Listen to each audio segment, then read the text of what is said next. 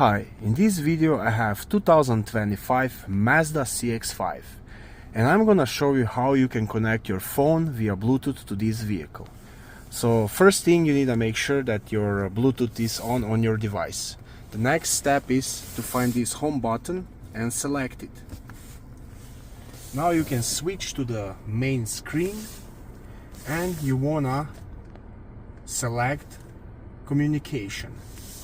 So all the selecting you're doing with this little circle shifter knob. You can scroll it or go left or right, up and down.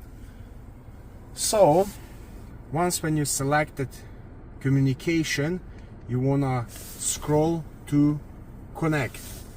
Press it down and now your device should show up right here. And on your phone it should show Mazda. So you want to scroll to your device and press OK on it, and as well you want to press OK on select Mazda on your phone. Once when you select both of those, you're gonna get a passcode right here that should match with the passcode on your phone.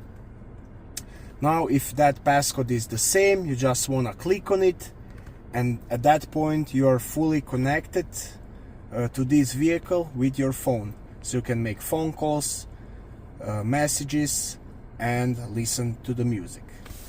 I hope this video was helpful to you, and thanks for watching. Bye.